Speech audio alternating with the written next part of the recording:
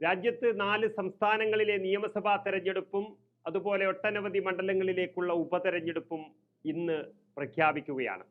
3 മണിക്കാണ് കേന്ദ്ര തെരഞ്ഞെടുപ്പ് കമ്മീഷൻ തീയതി പ്രഖ്യാപിക്കുന്നത്. ഹരിയാന, മഹാരാഷ്ട്ര, ജാർഖണ്ഡ്, ജമ്മു കാശ്മീർ എന്നീ സംസ്ഥാനങ്ങളിലാണ് നിയമസഭാ തെരഞ്ഞെടുപ്പ് നടക്കുന്നത്. BJP ഭരിക്കുന്ന ഹരിയാന, മഹാരാഷ്ട്ര എന്നിവയാണ് ആദ്യം കാലാവധി കഴിയുന്ന 2 സംസ്ഥാനങ്ങൾ. ഹരിയാന സർക്കാരിന്റെ കാലാവധി നവംബർ 3-നും മഹാരാഷ്ട്ര സർക്കാരിന്റെ കാലാവധി നവംബർ 26-നുമാണ് അവസാനിക്കുന്നത്. ആ സമയത്തേക്ക് തെരഞ്ഞെടുപ്പ് നടത്തി സർക്കാർ രൂപീകരിക്കാനാണ് തെരഞ്ഞെടുപ്പ് കമ്മീഷന്റെ നീക്കം. ജാർഖണ്ഡ് സർക്കാരിന്റെ കാലാവധി 2025 ജനുവരിയിൽ അവസാനിക്കും. അതുപോലെ സെപ്റ്റംബർ 30-നകം ജമ്മു കാശ്മീരിൽ തെരഞ്ഞെടുപ്പ് പ്രഖ്യാപിക്കാനാണ് സുപ്രീം കോടതി തന്നെ നിർദ്ദേശം നൽകിയിരിക്കുന്നത്. നമുക്കറിയാം 2014-ന് ശേഷം ജമ്മു കാശ്മീരിൽ തെരഞ്ഞെടുപ്പേ നടന്നിട്ടില്ല. പക്ഷേ നരേന്ദ്രമോദിയുടെ പ്രധാന അജണ്ടയായിരുന്നതുകൊണ്ട് BJP കേന്ദ്ര സർക്കാരിന്റെ വ്യക്തമായ നിയന്ത്രണത്തിലായിരുന്നു ജമ്മു കാശ്മീർ എന്ന് തന്നെ പറയാം. എന്നാൽ ജാർഖണ്ഡ് മാത്രമാണ് ഇന്ത്യ മുന്നണി ഇപ്പോൾ ഭരിച്ചുകൊണ്ടിരിക്കുന്നത്. 4-ൽ 3-ഉം BJP സഖ്യത്തിന്റെ നിയന്ത്രണത്തിലാണ് എന്നതുകൊണ്ട് നിയമസഭാ തെരഞ്ഞെടുപ്പ് വളരെ പ്രാധാന്യമുള്ളതാണ് കേന്ദ്ര സർക്കാരിനെ സംബന്ധിച്ചിടത്തോളം. ലോക്സഭാ തെരഞ്ഞെടുപ്പിൽ കിട്ടിയ തിരിച്ചടി, കേവല ഭൂരിപക്ഷമില്ലാത്ത നരേന്ദ്രമോദിക്കും BJPക്കും ഭരിക്കാൻ അവകാശമില്ലെന്നും ജനങ്ങൾ കൈവിട്ടിരിക്കുന്നുവെന്നും പറയുന്ന പ്രതിപക്ഷത്തിന്റെ വാക്കുകൾക്ക് എത്രത്തോളം സത്യമുണ്ടെന്ന് തിരിച്ചറിയാനുള്ളൊരു തെരഞ്ഞെടുപ്പ് കൂടിയാണ് ഇത്. അതുകൊണ്ട് BJPക്ക് ഏതെങ്കിലും ഒരു സംസ്ഥാനം നഷ്ടപ്പെടുകയാണെങ്കിൽ രാജ്യത്ത് അവർ അസ്തമിക്കുന്നു എന്നതിൻ്റെ ഒരു സൂചന കൂടിയായിരിക്കും അത്. മഹാരാഷ്ട്രയിലും ഹരിയാനയിലും വലിയ ഭരണവിരുദ്ധ വികാരമാണിപ്പോൾ നിലനിൽക്കുന്നത്.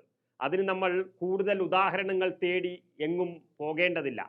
2 മാസം മുൻപ് നടന്ന ലോക്സഭാ തെരഞ്ഞെടുപ്പ് മാത്രം ഒന്ന് നോക്കിയാൽ മതി.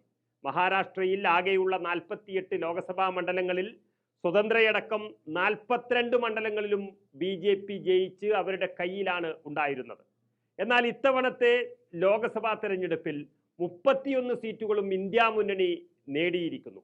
BJP സഖ്യം വെറും 17 സീറ്റിൽ ഒതുങ്ങി. അതിൽ BJP മാത്രം നോക്കുകയാണെങ്കിൽ 14 സീറ്റുകളിൽ തോറ്റ് വെറും 9 സീറ്റുകളിലേക്ക് ഒതുങ്ങിയിരിക്കുന്നു. ശിവസേനയെ തകർത്തുവെന്നും NCPയെ പിളർത്തിയെന്നും പറഞ്ഞിട്ട് ഒരു ചുക്കും BJPക്ക് മഹാരാഷ്ട്രയിൽ ചെയ്യാൻ കഴിഞ്ഞിട്ടില്ല എന്നുള്ളതാണ് ലോക്സഭാ തെരഞ്ഞെടുപ്പ് ഫലം നൽകുന്ന വ്യക്തമായ സൂചന. ഇതെല്ലാം ഭരണവിരുദ്ധ വികാരവും BJPയുടെ കുതിരക്കച്ചവടത്തിനെതിരെയുള്ള ജനവികാരവുമാണ് പ്രതിഫലിച്ചത്. അതേ സാഹചര്യമാണ് ഇപ്പോഴും മഹാരാഷ്ട്രയിൽ നിലനിൽക്കുന്നത്. അതുകൊണ്ട് ഇനി വരുന്ന നിയമസഭാ തെരഞ്ഞെടുപ്പിൽ ഫലം മറ്റൊന്നാകാൻ സാധ്യത കുറവാണ്. ഇനി ഹരിയാനയിലും സമാനമാണ് സ്ഥിതി. ആകെയുള്ള 10 ലോക്സഭാ മണ്ഡലങ്ങളും BJPയുടെ കയ്യിലാണ് ഉണ്ടായിരുന്നത്. ഇത്തവണ ആ 10-ൽ 5-ഉം കോൺഗ്രസ് പിടിച്ചെടുത്തു എന്ന് മാത്രമല്ല 2 മണ്ഡലങ്ങളിൽ നേരിയ വ്യത്യാസത്തിലാണ് പരാജയപ്പെട്ടത്. കർഷകരും യുവാക്കളും ഒന്നടങ്കം കോൺഗ്രസിനെ പിന്തുണക്കുന്ന ഒരു സ്ഥിതിവിശേഷമാണ് ഹരിയാനയിലുള്ളത്. ഈ ലോക്സഭാ തെരഞ്ഞെടുപ്പ് ഫലം വന്നതോടെ കൂടുതൽ ശക്തമായി കോൺഗ്രസ് നേതൃത്വം മാറിയിട്ടുമുണ്ട്. ഈ 2 BJP സംസ്ഥാനങ്ങളും ഇന്ത്യ മുന്നണി പിടിച്ചെടുക്കും എന്നതിൽ തർക്കമില്ല എന്നതാണ് രാഷ്ട്രീയ നിരീക്ഷകരും വ്യക്തമാക്കുന്നത്. ഈ സാഹചര്യത്തിലാണ് നിയമസഭാ തെരഞ്ഞെടുപ്പ് ഇന്ന് പ്രഖ്യാപിക്കുന്നത്. ജമ്മു കാശ്മീരിലും മോദി ഭരണത്തോടുള്ള എതിർപ്പ് ശക്തമായി തന്നെ ഉണ്ട്. അത് ലോക്സഭാ തെരഞ്ഞെടുപ്പിലും കണ്ടു. ജാർഖണ്ഡിലും പോരാട്ടം ശക്തമാണ്. ഏതായാലും മഹാരാഷ്ട്ര നഷ്ടപ്പെട്ടാൽ തന്നെ BJPക്ക് പിടിച്ചു നിൽക്കാനാകില്ല. UP കഴിഞ്ഞാൽ രാജ്യത്തെ 2ാമത്തെ സംസ്ഥാനമാണ് മഹാരാഷ്ട്ര. മോദിക്കുള്ള തിരിച്ചടി UP നൽകിക്കഴിഞ്ഞു. ഇനി മഹാരാഷ്ട്രയിലും 2ാമതും തിരിച്ചടിയേറ്റാൽ BJPയുടെ നില പരുങ്ങലിലാകും. അതിൻ്റെ കൂടെ ഹരിയാനയും കൂടിയാകുമ്പോൾ BJPയുടെ കാര്യത്തിൽ തീരുമാനമാകും. അതാണ് തെരഞ്ഞെടുപ്പ് പ്രഖ്യാപിക്കുന്നു എന്നറിയുമ്പോൾ തന്നെ BJP നേതൃത്വം വലിയ ആശങ്കയിലായത്.